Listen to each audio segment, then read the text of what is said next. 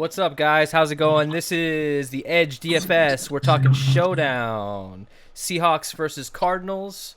I'm Tyson Smith, joined by Ellie Hernandez. You're in a hotel somewhere. Where are you, bro?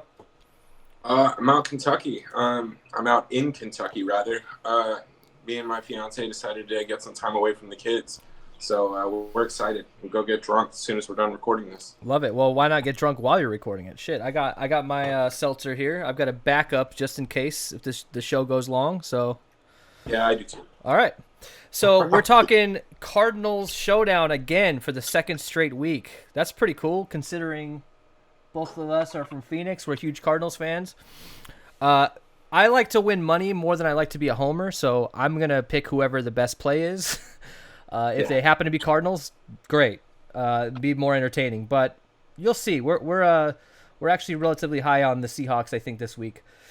Let's get right into it when it comes to actually talking about what we've got going on here. Let's look at the Vegas lines. Let's look at our ownership a little bit and go from there. So, playing in Arizona, home underdogs with a high total, 55.5. Minus 180 odds for Seattle, 3.5 point spread. Looks like the ownership is relatively close. This is a preliminary ownership. We're recording this the day before. We're recording this on Saturday, so obviously the ownership is going to be more accurate as we get closer. Ellie, when you see these numbers, when you see this, watching Cardinals games all year and pretty much your entire life, what do you think about this game? How do you think this goes for the Cardinals coming off of a big win in Dallas? So I'm gonna kind of I have a very specific answer to that, and it's kind of an unknown stat. I'm gonna look it up, and we'll come back to that in a second. But when I'm looking at this, dude, I really think that Arizona has a good chance to put up some fantasy production, especially if. I think I've said this on every podcast when we talk about, or every show when we talk about playing underdogs. If we expect an underdog to be competitive in a game, they're going to have to throw, especially with the point total that we're looking at here. So I'm going to keep it real simple and real stupid here. I'm going to be stacking up Arizona as much as I can and trying to capture the right points on Seattle, just because of the way the pricing is going to work out. So, yeah, I think it's going to be a hell of a fun slate, and I think there's going to be a lot of ways to get different despite some of the higher tier players. So, what about you, man? Well, look, I mean, the Cardinals play Seattle really well. No matter what the Cardinals' record is, whether it's at home or away, they find a way to be competitive in most seasons. We had a stretch there, the John Skelton era, the Max Hall era. We had some bad quarterbacks, and there were some blowouts involved. But when it comes to, you just think of there was a game up in Seattle to I think they clinched the division. You know, they play each other really well. These are usually evenly matched teams, and I think Seattle being undefeated, obviously they are the better team. I think the Cardinals are a year or two away from being in that next tier. But I think the fact that they're division rivals, we've seen a lot of Russell Wilson. I'm referring to the team as we, as you can tell. I think we can play these guys well. I don't think I'm picking the Cardinals to win this game outright, but I think it's going to be a very close game. Let's get into injuries. There's not a lot to talk about when it comes to injuries. We do have Carlos Hyde, which can be a minor piece of news to look out for. That could determine whether or not you play a guy like Travis Homer or not. Carlos Hyde is probable. I think he's probably going to play. And DeAndre Hopkins questionable with an ankle injury. I don't think there's any chance that Hopkins doesn't play. What are your thoughts on this? Have you heard any news about Hopkins, whether he's in or out? Hopkins will play. I think he's just one of those guys that you just list on the injury report every week. I mean, he's your best player. I mean, and that's including with Kyler Murray, right? So I think you kind of just keep an eye on him. I don't think he's missing this game, though. Yeah, I don't think so either. It's a question on whether we think he can actually be effective and at that price tag, because we're going to take a look at pricing here and roster construction. But on a showdown slate, typically you've got your stars and scrubs. You can find one of those two guys for 1,200, 1,600, under 4,000 that you can jam in and make it easy to get a lot of the studs. I don't know that that's the case this week. We have multiple guys over 10,000, and I wanna be all in on these guys. So I don't think we really have to worry about injuries this week. I think at this point Carlos Hyde is gonna play. I think, and if he does play, we can talk about how to handle that. Let's move into ownership here, and let's sort of talk about what we think, how we think we can approach some of these things. So when it comes to ownership, I feel like actually, let me pull this up here. Let me look real quick. We actually have a prelim ownership out, which is rare on these shows. That usually happens the day of. So real quick, this is early. These are obviously going to change, but I think so. You got Wilson, Murray, Hopkins, and Lockett as your top owned players here, all right around 10% or more in the captain. I think Russell Wilson and Murray are going to be heavily owned, but the ownership is a lot flatter this time. Have you noticed? Have you been able to look at this? What are your thoughts on some of these ownerships? Honestly, I think it's reflective of the new pricing structure that DK has adopted. It seems that they've tightened up some of the top tier players. I saw it with MBA a couple weeks ago, and I think you're the one who told me about it. But I think that's having a real impact on how we're building. And honestly, I like it because when you get the Jets versus whoever they played the other night when Sam Darnold died, when you get those kind of showdown slates, it feels really awkward when you're just leaving $2,000, $3,000, $4,000 on the table, right? And it becomes so hard to find the right players. Here, you can have a winning lineup that fades DeAndre Hopkins, or you could have a winning lineup without DK Metcalf and Russell Wilson or whatever. That's a scenario. I don't think that's actually true in this case, but I do like the way that this is priced out. I think the ownership's actually going to help us a lot. Yeah, it's going to be spread out quite a bit. I mean, it's going to be really, really hard to put a high-priced guy at captain and be able to get Wilson and Murray in the same lineup. I don't see how you've got Russell Wilson at 12.8K and Kyler Murray at 12K. You've got Hopkins at 12.8, and you've got Metcalf at 10.2. Those are all guys I'm comfortable playing those guys in every single lineup. Obviously, you can't because of the pricing restrictions. Right. It's going to be difficult. You're going to have to really think of things, and you're going to have to. The way I feel like the way to play it on this slate is to go mid-tier or low probability, high reward, cheap players. And we'll get into some of those options in a minute. I mean, look, if you're playing single entry or you're playing cash, I first of all, I don't know who plays cash on Showdown. It's probably pretty hard to get a consistently good lineup going with that. But if you're playing single entry, you can go with Kyler Murray. You can go with some of these high dollar guys, and then just try to fit in some lower price guys in. But if you're in 100,000 entry tournament, you're gonna have to be different. And if you play one of these high dollar guys in the captain, you're gonna have to go 2 or 3 darts. And I'm not comfortable doing that. I'm not comfortable getting the Travis Homers, Andy Isabellas, and some backup tight end all in my lineup in order to be different. I'd rather go different at the captain and just rely on one guy to go off.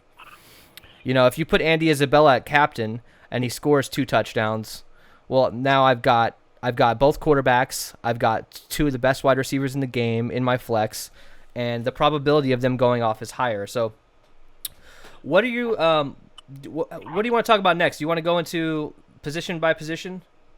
Yeah, let's go position by position. All right, let's do this. So, all right.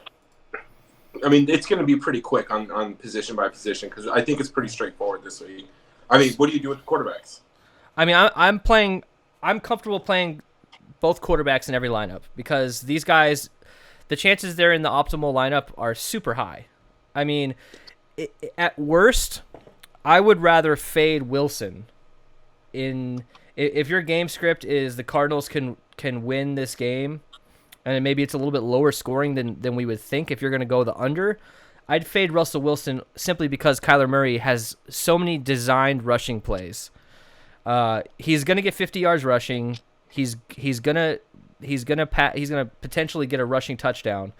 Just that alone, he's the best running back option on his own team, or the most consistent. If I was going to fade any quarterback, it'd be Russell Wilson, only if I thought that it was a lower scoring game and the Cardinals could win. What are your thoughts roster construction-wise with the quarterbacks? Yeah, I'm going to have them both. I'm going to have as much exposure to them as I possibly can. If I have to fade one, it's probably going to be Russell Wilson, unless there's some shift on ownership, like we say every week, right? But yeah, I mean, they're easily the highest two projected outputs on the board, right? So if we are getting weird at captain, we may need both of them to help compensate for those different points. So yeah, exactly. Yeah, I'll have as many as I can get. If I'm doing 20 lineups, or if I'm doing 20 in a single entry, I'm gonna have them in every single one if it works out that way for my builds. I think it's going to. I think I'm gonna make it work that way, because I don't see an optimal winning lineup without both of these guys. That's just my opinion.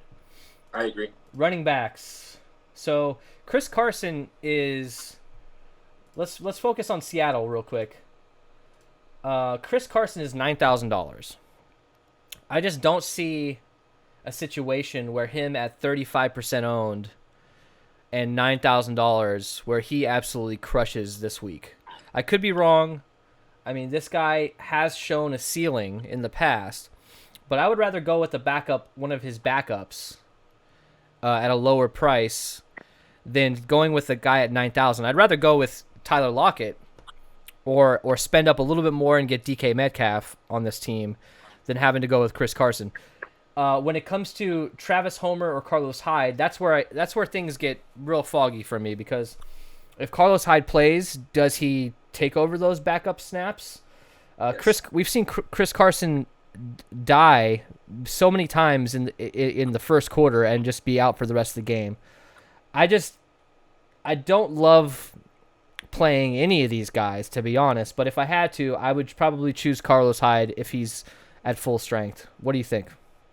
Yeah, I agree with you. I think his injury situation is important to keep an eye on. But all in all, I mean, if we're just looking at Chris Carson, I mean, we'll get to him a little bit more in our little slide presentation. But yeah, I'm just not a fan. I'd rather spend down on Kenyon Drake on the other side, and if I have to take a guy, it would probably be Carlos Hyde. But I really don't want anything to do with the backfield with all three backs being healthy.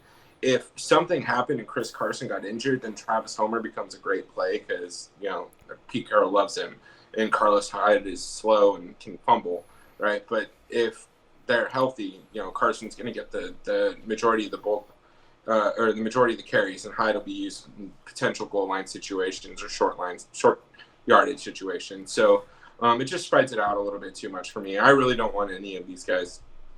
Yeah, game script wise, the way I'm going to play it is a potential shootout, both teams going back and forth. I think that's what a lot of people are going to do. I mean, the starting running back on a favored team is only right now projected for 35% ownership. So if you wanted to spend up to be contrarian at 9,000 for a guy, you could do that, because I think he has the ceiling to potentially get two vulture touchdowns at the goal line, but there's also Russell Wilson sneaking it in. So he's got to compete with a lot of guys to get touchdowns, and I know he's getting the touches, but if you look, last week he got 8 touches, and then the previous 3 weeks he was in double digits between 15 to 17. He is a good player. He can break the slate. I just don't want to put too much into him. Maybe I'll have 10 to 15% of him, but I think I'm gonna fade him and focus on, if anybody, throwing in Hyde or Homer depending on their ownership. Let's move over to the Cardinals running back situation. So last week Kenyon Drake got a 1-yard touchdown run, and then he obviously at the end of the game he got there because of that long touchdown. Is that a fluke? Is what do you think about Kenyon Drake this year? He's obviously been super disappointing. People have not been happy with his output. I don't think anybody has. I mean, if you look at his priors, he's all in red. He's not doing well.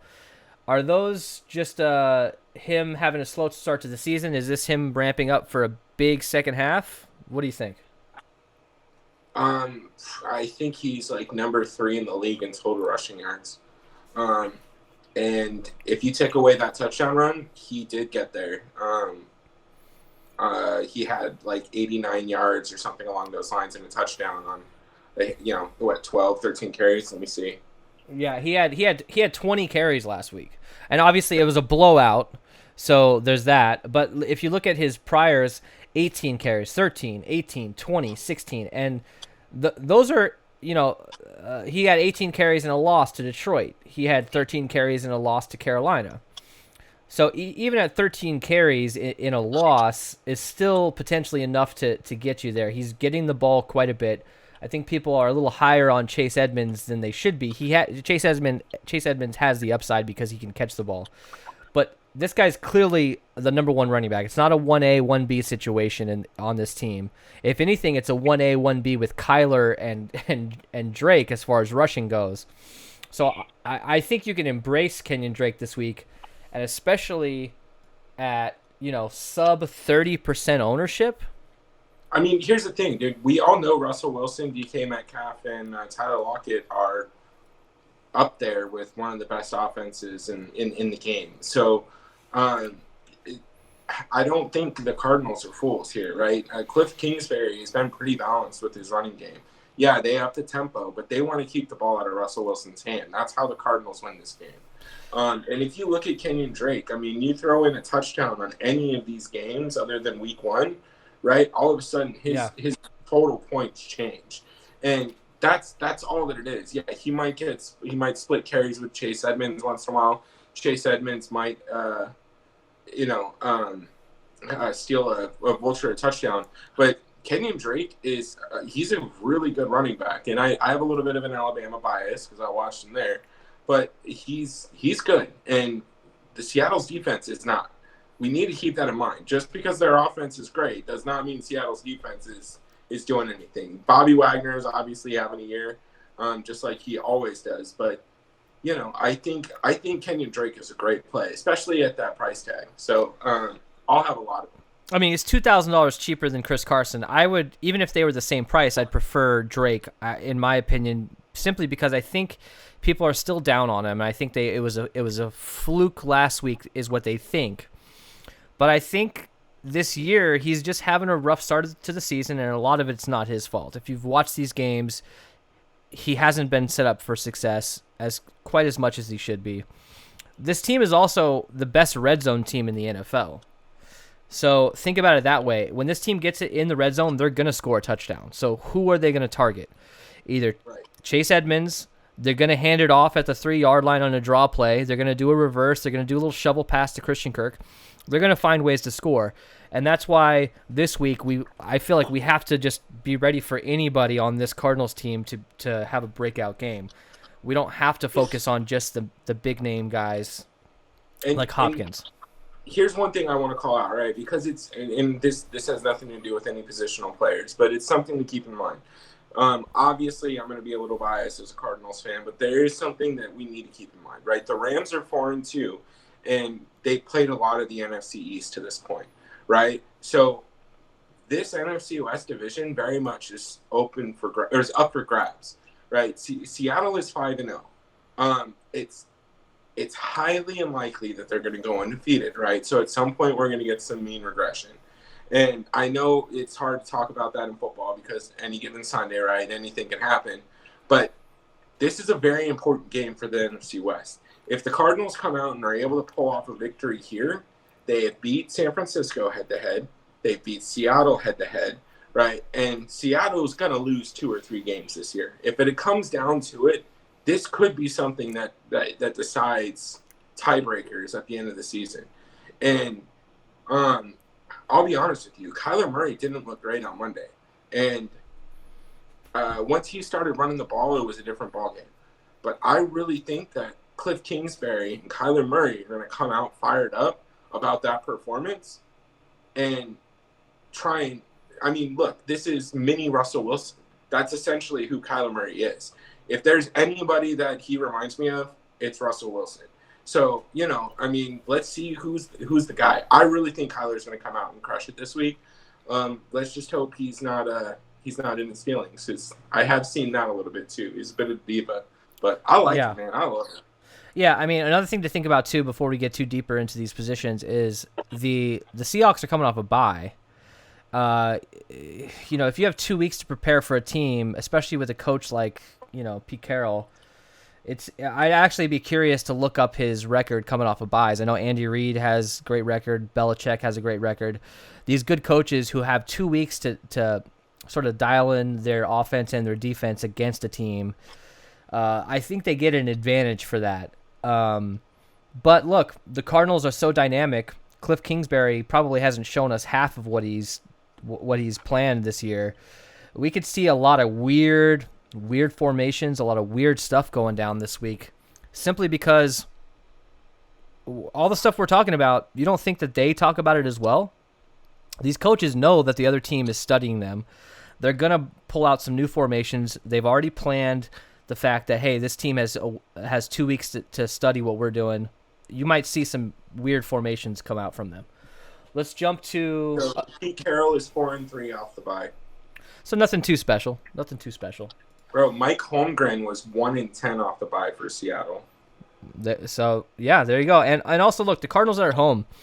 I know they don't have some crazy home field advantage. I think they're going to have 1,200 people in the stands, which is basically like family and some staff.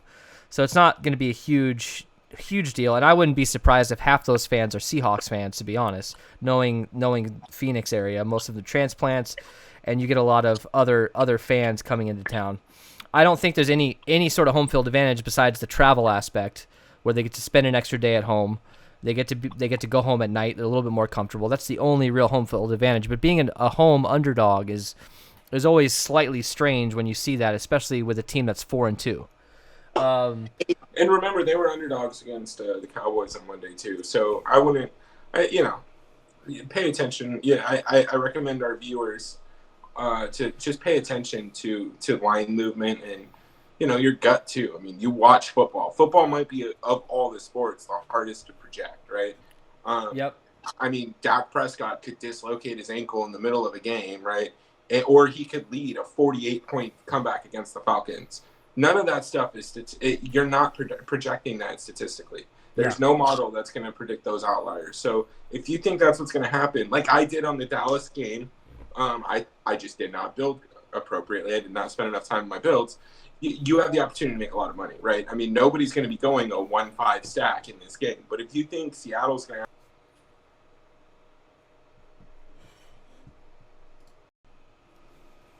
So if you think Seattle is just going to dominate the Cardinals here, that means Chris Carson's going to have 150 yards and 2 touchdowns. Throw him in the captain and then run a 5 back with the Cardinals. I know it's really unconventional, but I mean, what's the point of even playing if you're going to tie for, you know, $1.50, right? Again, it doesn't make sense. I mean, especially if, look, I'm playing with a budget. I don't know about any of you guys. I'm not Alex Baker. I'm not half these guys that can play this way. They're great. They have great tools, but they can play a completely different strategy. If I'm going to play a $5 max entry contest, right, I want to be playing lineups that I can afford to lose all the money, but also are going to get me in the top 1% to 2%. And that's essentially where you're at. And go with your gut. You know football. We know football. Watch it. I mean, if you think the Cardinals are trash, then build your game for that. Build your lineup for that. But anyways, I digress. I think we're preaching the same thing on every podcast or show at this point. Yeah, let's dive right back into kind of position by position before we get too off topic. Yeah. And just to warn the audience again, right? We're Cardinals fans, so when we have an opportunity to talk about the Cardinals and people are listening, it's rare. You know it. Yeah. As well as we know it. Nobody likes the Cardinals. Exactly. So we know you have to listen now, and we're going to talk about them. Let's go to wide receiver. So in my player pool, I'm not comfortable playing anybody else besides these four players. You got Hopkins, Kirk, Fitzgerald, and Isabella. Now, we all know Hopkins is the man, and he's going to get targeted in double digits per game, with the potential of getting 12 catches in one game. And on DraftKings, if there's a guy who has more than 10 catches, he's going to be in the optimal. I don't care if those 10 catches go for 1 yard each. He's going to be in the optimal. Crowder. Jameson Crowder. Yeah, no, not the Miami Heat Jay Crowder. Different, but yes, pretty much same guy. I think Christian Kirk at 6,400 is way overpriced. He obviously has that upside, but he's been asleep at the wheel for the past 2 seasons. He has that home run ability, which is why I think recency bias is gonna boost his ownership this week, in my opinion. What's his ownership projection right now? I think it's around 20-ish. In an early projection, 20, which 20 is really good for a guy with that upside. I think because of the price, I think smart players are like, nah, I think he's too expensive. I'm gonna keep an eye on that. I'm going to keep an eye on that. If he stays around 20%, I might have a little bit more exposure to him than I anticipated. Again, not paying for Chris Carson might give us the ability to move around a little bit more in here. So I think that's worth keeping an eye on. But initial thoughts, I'm right there with you. I'm not planning to jam him in at that price unless he stays at 20%. So the real question is, I think you can have DeAndre Hopkins in every lineup if you feel that he's safe. If he's safe as far as injury-wise. Christian Kirk, I'm going to keep an eye on ownership, but I think the real question is, do you play Larry or do you play Andy Isabella? I know Larry Fitzgerald is old, but he's been getting decent targets, and he can fall in the end zone 2 or 3 times. I'm not even kidding. Last year he did it. The year before that he's done it. Fantasy-wise, he's dropped off quite a bit, but in a showdown slate, this guy still has some of the best hands in the league. Just watching him every single week, he still has really good hands. He's still going to get targeted. He's basically the equivalent of the safety net for a young tight end or for a young quarterback as a tight end would be. This team has never had a good tight end. Right now, he's acting as that sort of safety net. And there's one thing that is intangible about Larry Fitzgerald, and I think everybody knows that. He does have an ability to just do amazing things just by sheer will and sheer effort. His heart is really incomparable. And just, again, as a Cardinals fan, that's one of the reasons why I'm excited to have DeAndre Hopkins, obviously, besides the fact that he's a stud. He can sit behind Larry Fitzgerald, and, I mean, DeAndre Hopkins will tell you he wants to model himself after, Fitz. And, he has an opportunity to take over, and this is a rivalry game. This is a team he loves. He wants to perform against at home. There may not be fans there, but this could be his final season. I'll always have a little bit of exposure to Larry Fitzgerald, but then again, we also need to go back to the beginning of the episode when he said that we're Cardinals homers. We're trying to do our best to pick the best players here. So I wouldn't get too crazy with him, but I think he's worth a couple dart throws on. Look, one thing where you can catch a lot of an advantage in Showdown is just watching games. Go back and watch. I have the Game Pass for NFL, and it's pretty nice because you can go back and watch a Week 3 Jets versus whoever and see that, wow, this backup third-string wide receiver was targeted in the end zone. It didn't show up on the box score. He was targeted 3 times. Things like that. If you watch the Cardinals, Larry doesn't get many targets, but when he does, he takes advantage of those targets, and he's mostly getting catches, and he's yards after catch. He's getting first downs. I think this is one of those opportunities where you could see Larry Fitzgerald scoring 2 touchdowns with 10, 12 yards, and at $4,600, that could change the entire slate because now you can afford to get all the best players. I am not opposed to a couple of lineups with Larry Fitz at captain simply because that immediately changes the way you build and makes you completely different. And I'll be honest, he had 4 targets on Monday against Dallas, right? And that's with Kyler Murray really not having a great game. So, and he had 3 receptions. So 33% of Kyler Murray's completions came to Larry Fitzgerald. I mean, he's just one of those guys, right? If the ball's near him, he's going to catch it. So it's definitely worth having some exposure. Don't get crazy, right? But I will have. Look on Showdown slates, you're trying to find these diamonds in the rough where you can get those opportunities for touchdowns.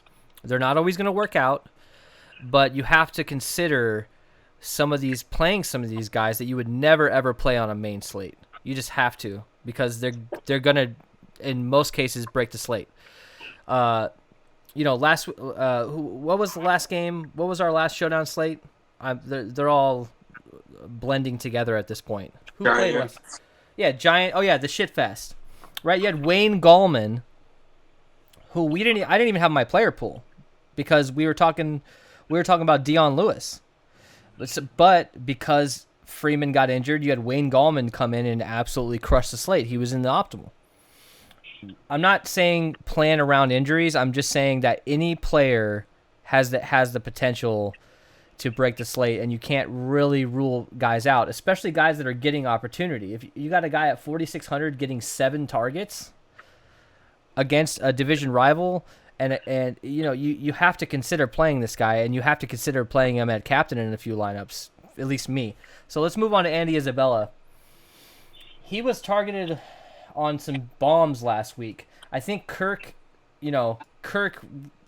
basically stole his thunder, because those are the sort of plays that Andy Isabella should be scoring on. The little shovel pass, the deep bombs. Kyler overthrew him, and he couldn't see the ball on one of those plays. Isabella at 3,000 flat. I think the hype has worn off a little bit on him. He's sort of one of these DFS darlings, where he has that upside and he's cheap. So it's one of those plays where he could go off for 20 points at 3,000. Do you like Fitzy or Isabella more if you had to throw a dart? Probably Isabella. I mean, he's just getting consistent targets. Again, when you explained it pretty well. His targets are not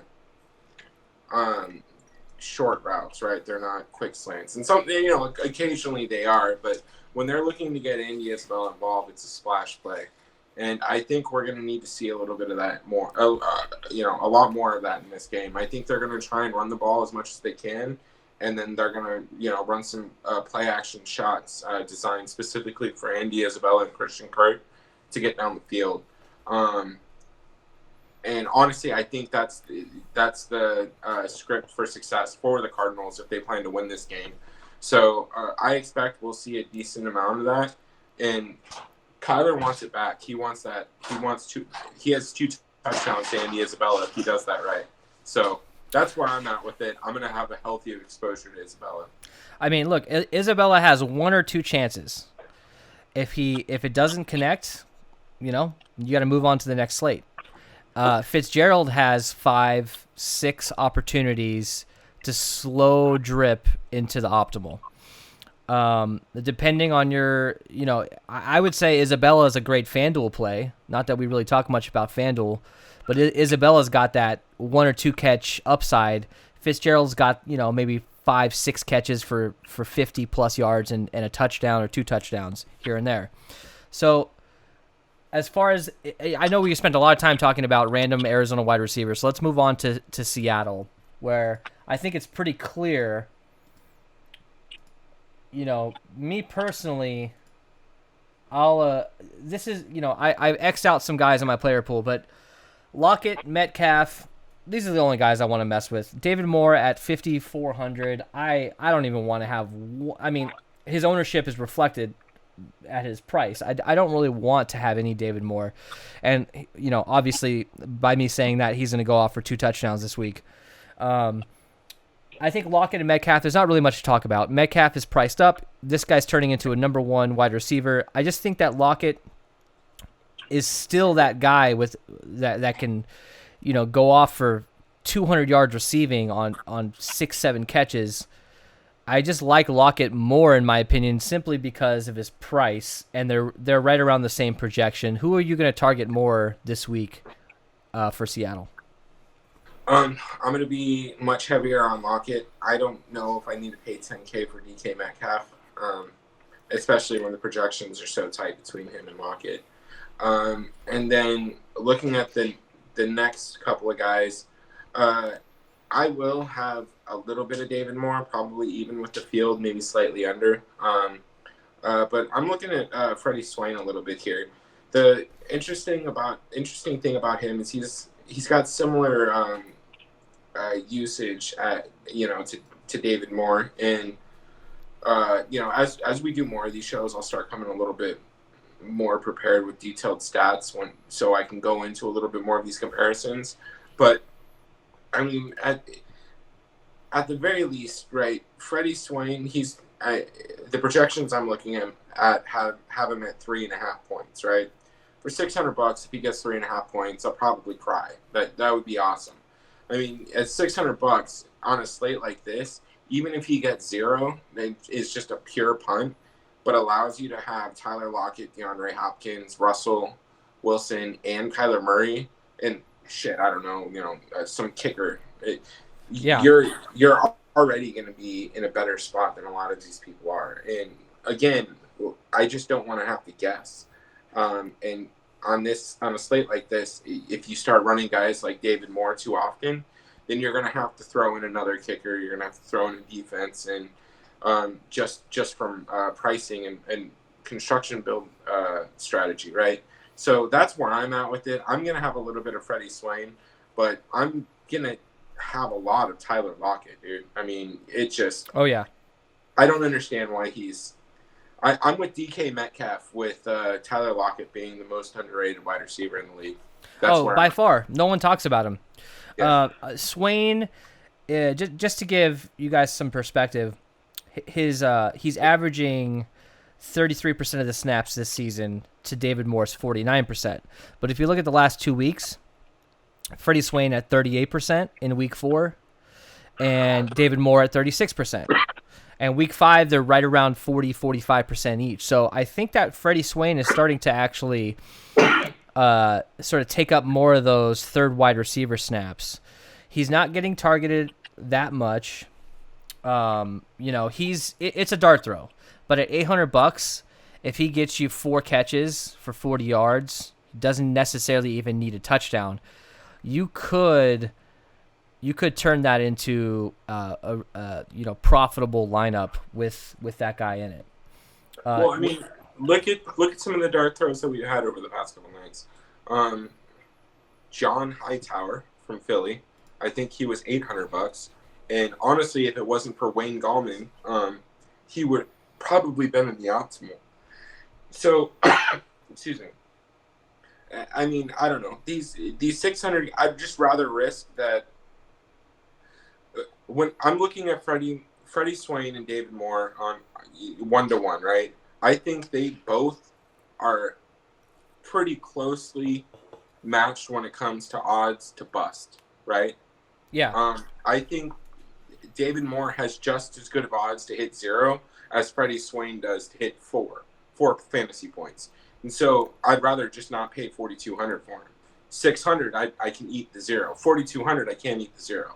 That's where I'm at with it. Look, David Moore has shown that he can have a good game. I mean, he can go off. We got an 18-point and a 13-point output with, it's just at 5,400, he's way overpriced.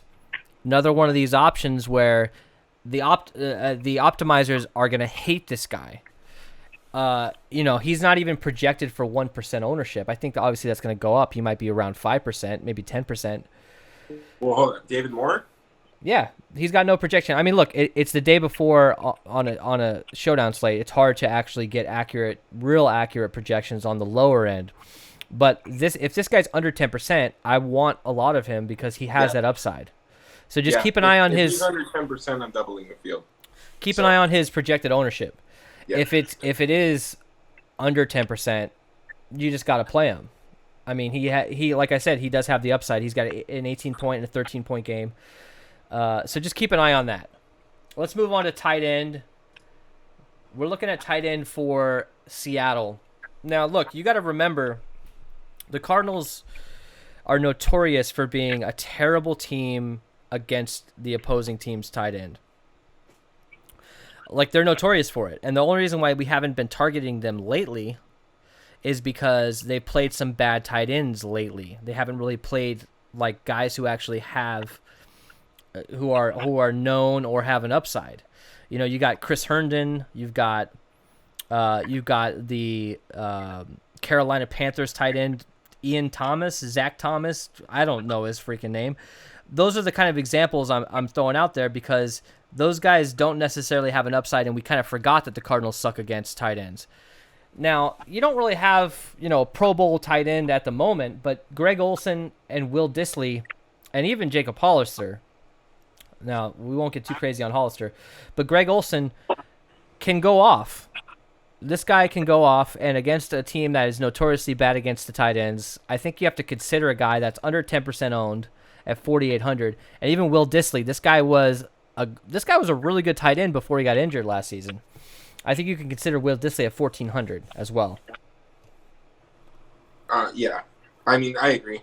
I will have a little bit of Greg Olsen, a little bit of Will Dissly. I won't have any Hollister this time around. I like to play Will Dissly, but that's because he's around 1,200. So I'll probably have a little bit less than I usually do.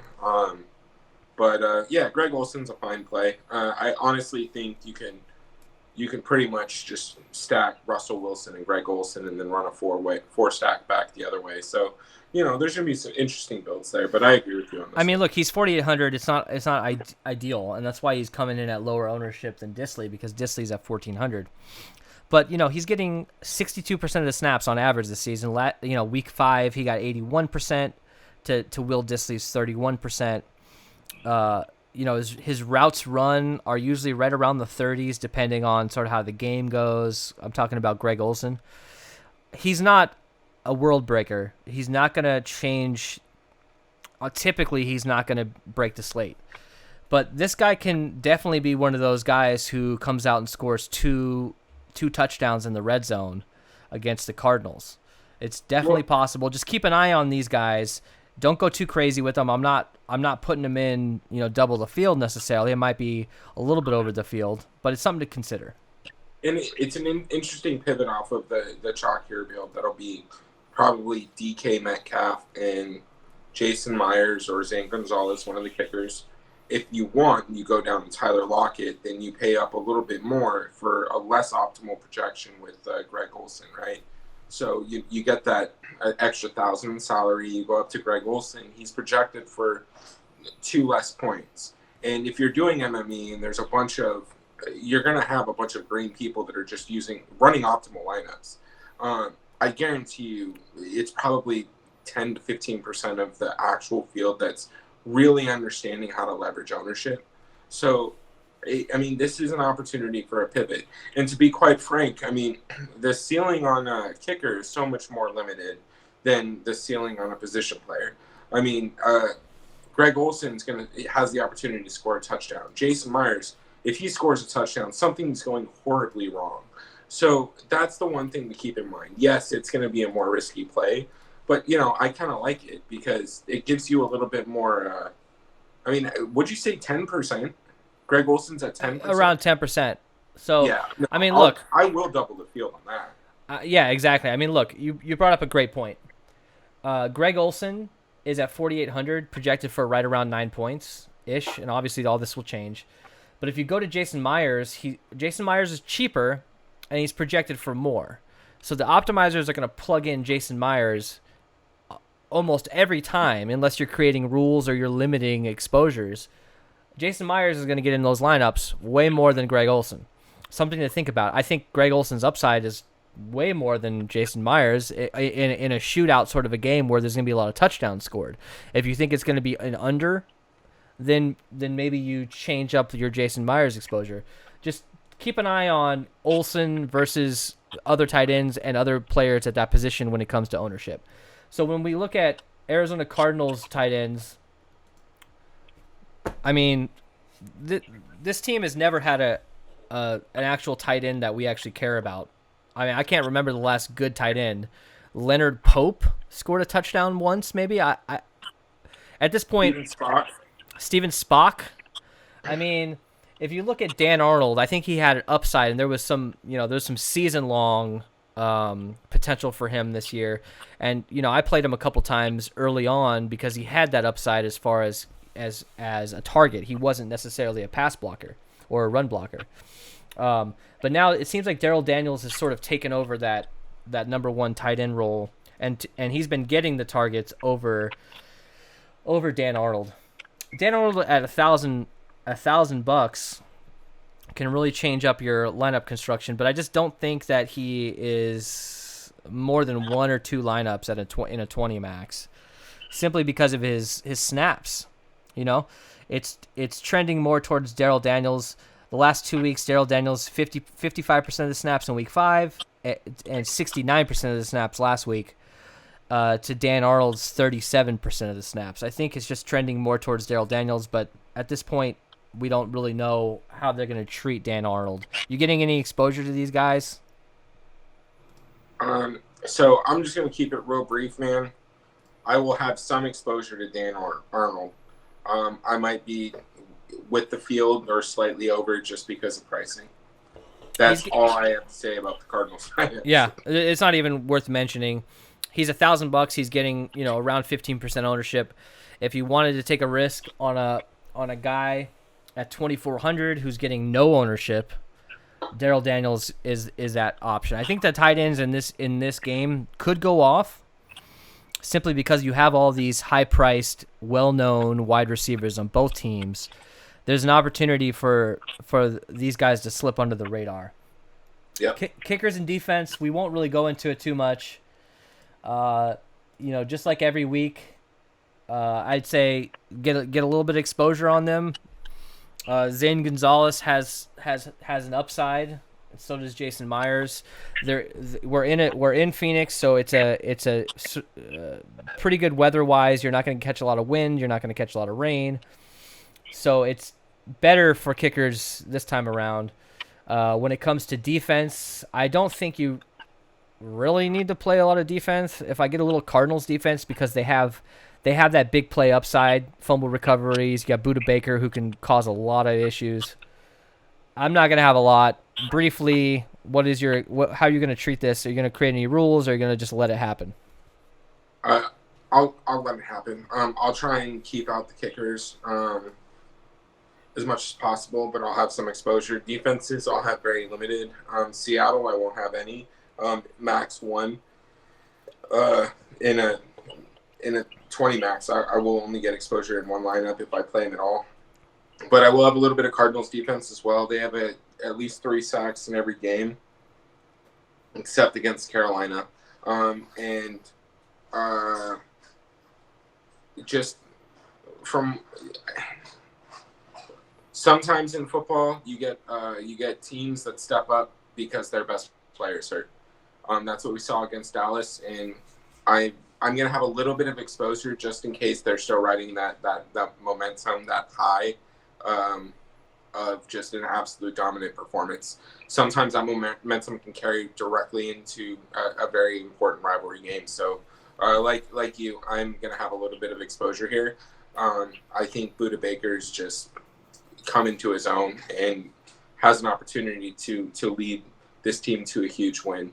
I think this win comes down to, if the Cardinals are going to win this, it comes down to the defense and how well they play. And that essentially comes down to Budda Baker and how much of an impact he is. So, again, it's game script based, but I will have a little bit of Cardinals just, because I'm a homer. And if you're using Fantasy Cruncher, remember there's an option, advanced options right here, offensive players versus defense.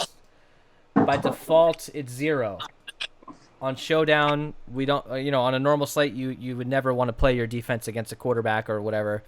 But on a Showdown, you could totally have a defense against the opposing team's quarterback or whatever you want. It's all about big plays. So just be sure to check that. All right, so now we're going to go to our fade of the night. We're both on the same page. Chris Carson, simply because of price. If he was priced around $8 grand, my opinion would be a little bit different. I just don't feel like my game scripts are going to allow for a lot of Chris Carson. I'd rather go with his backup.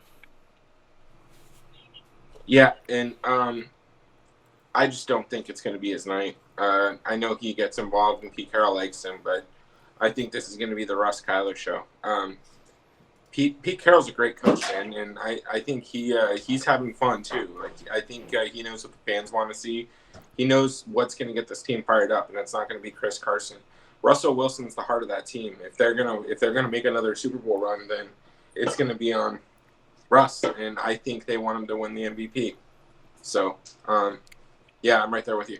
We've also seen Carson fumble. We've seen him injured. It's just there's a lot that can happen to this guy. If you fumble on a Pete Carroll team, you're not getting snaps the rest of the game too. So keep that in mind. Yeah, I mean, look, we're not betting. I'm not building my game scripts around the fact that he's going to fumble in the second quarter. Like, obviously you can't predict these things. I just know I've watched football in my life, and I've watched the Seahawks quite a bit, being in the same division as the Cardinals. This guy is he's the ultimate tournament play. He can go off. He can also get you 0 points. In my opinion, I'm betting on him with his salary and with his ownership underperforming that. Now we're going to go to captain. We're going to take a stand at captain. I'm going with Tyler Lockett. I think this guy he's going to be a little bit higher owned, so you're going to have to be a little bit different in the flex position. You're going to have to find one of those random low-owned players that can go off. But I like Tyler Lockett against this team. I think DK Metcalf is a great option. He's just too expensive. You can't get Kyler and Russ. I want to have a captain that I can get both quarterbacks in and also not have to go 2 or 3 darts. I think in this case, if you go Tyler Lockett, he can have those big plays and really be the highest scoring guy on the slate. You don't always need the highest scoring guy on the slate if you go lower salary and you jam in all the best players. That's one roster construction. I think in this case, I'm going to go with Tyler Lockett to be the highest scoring player on the slate and run it back with a bunch of of the best higher probability plays. Ellie, talk about yours. Yeah. Again, same thing that I felt on Monday night with the Dallas Arizona game. Kenyon Drake's price is perfect for a captain play. I mean, you can get in pretty much whatever you need. And, yeah, I know there's going to be a lot of people out here saying, oh, well, if it wasn't for that run, you wouldn't have been right. But the run happened, and I was right when it came to that captain play, right? He was the optimal captain. So that's really what you're looking at, right? You want players in the captain spot that have that upside, right? And that's why you have Tyler Lockett there. I mean, at any point, he could have one catch in an 80-yard touchdown. I mean, that could be his game stat. Here's his stat line, but he's not the same price as you're saving that $1,400 or whatever it is, and especially over the captain spot, then you're saving 1.5 times that, so you're up to $2,100. That makes for a lot of different players that you get in, and Kenyon Drake. That's what I'm saying with him too. You can capture pretty much the entire Cardinals offense by getting Kenyon Drake, and honestly, Kyler Murray. Obviously, Hopkins is going to get a lot of targets, but if you have Kyler, you're getting those options too. So I love Kenyon Drake at captain. And honestly, I'm going to steal a couple more minutes here because there was one other guy that I'm going to have a little bit of exposure to captain too. Yeah, we have to talk about some more captain options real quick. Go ahead. Yeah, absolutely, right. And one of my sleeper captains here is going to be a little bit of exposure to Andy Isabella. And I'd like to hear your thoughts on it in just a second, but I'm not talking about running 50% of my lineups with Andy Isabella at captain, but I am going to have probably 2 or 3. If he has, one of those patented bomb touchdowns that he's on the field for, or even a kickoff return or a punt return, right? They're getting him involved. He's going to run a jet sweep and come around the end, right? He has the opportunity to get those rushing touchdowns as well. him at his price, you can literally jam in just about anybody you want from both sides of the ball offensively, and you're only praying for your one guy to try and make it. And that's why I'm out with it. I'm going to have a little bit of exposure there, and I know it's ballsy, but again, I want to maximize my opportunity for profits, not just keep breaking even. That's where I'm at. Well, we want to win first place, so if this guy is less than 1% owned in the captain, I'm going to have exposure to him, especially with his upside. He's on the field, and he gets targets. In Showdown, it's more about opportunity than it is about projections and actual, paying off. Bringing it back to that game the other night, you had Akeem Butler who wasn't on the field at all the whole game, but he got a target one-on-one in the end zone. He catches that. If that wasn't an uncalled pass interference call, that changes the whole slate. Now, obviously, it didn't happen. I'm not running a victory lap. All I'm saying is opportunities. If he got, Isabella gets these bombs all the time. 2 or 3 times a game he gets these opportunities. I would rather go with that than go with a Chase Edmonds option. Around Chase Edmonds is a little bit more expensive, but Isabella has that 80-yard touchdown upside. Right. And if you look at, I ran some crunches with him. The projections, his lineups aren't projected great when he's at the captain, so I don't think he's gonna pop at all on the optimizers unless you specifically go out and look for him. But it allows you to get Russell Wilson and Kyler Murray in 80% of your lineups, and also it allows you to get a Hopkins or Metcalf along with that. So you're talking about 3 of the best players in the game in the flex, and now you're just trying to fit in the rest of the pieces. But you're not worried about being duped at all, so you can play the best pieces. So I like that pick. I like Isabella. It's not a high probability in the captain pick, but it allows you to have a different roster construction. For me, when I'm looking at when I'm crunching out a bunch of lineups, I actually think that Larry Fitz gets you a decent captain option to just throw out there for 1 or 2 lineups. And the reason I say that is because he's mid-priced. People are not going to play him at the captain, so you're automatically unique. Now, does the opportunity for him to have a good game outweigh the reason to play him at captain? I mean, potentially. I just think that with his ownership around 1% in the captain, he can catch those 2 touchdowns for you. I know it's not a high probability play, but you actually still get 80% of your lineups with Wilson and Kyler Murray, and you could still fit in at least half of your lineups with 2 other good wide receivers. Just something to think about. So let's take us out here, Ellie. What are your final thoughts on this game? Give me a prediction. Give me any roster construction advice that you might have. And tell me where you're going to go when it comes to actually setting your lineups and building this week.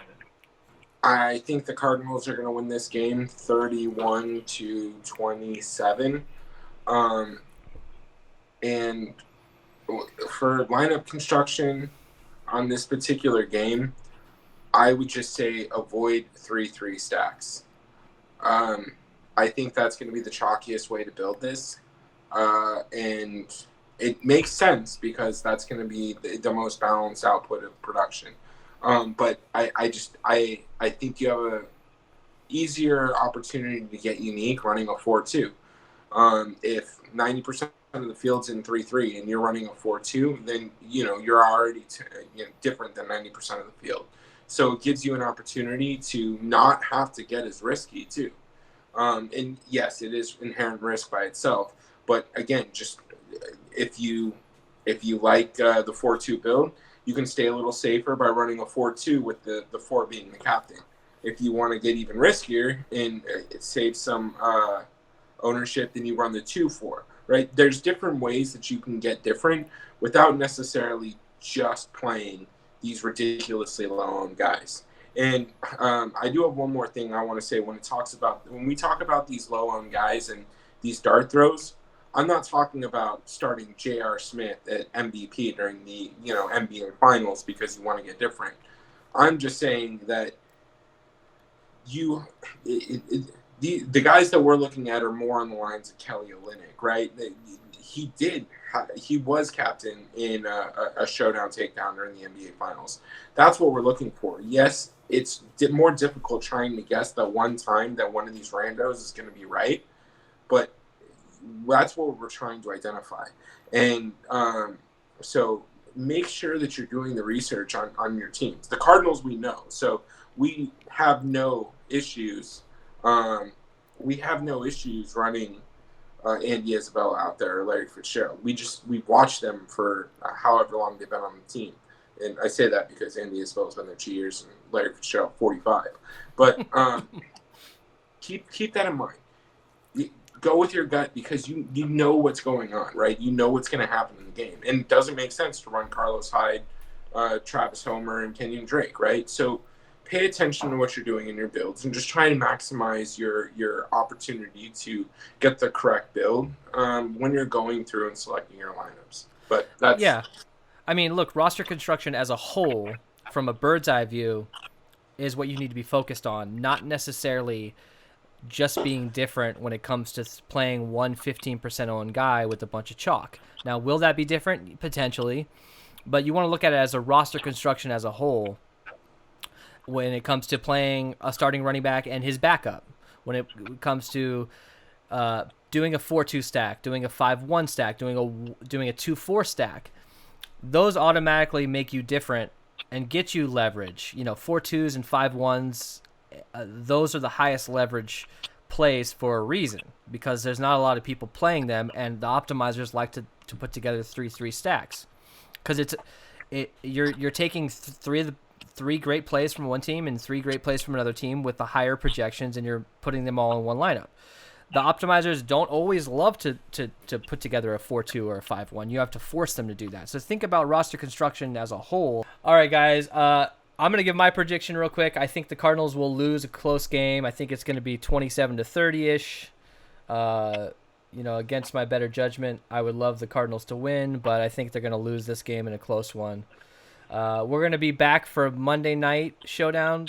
Please subscribe, like our videos. Anyways, thanks a lot, guys. We will talk to you later.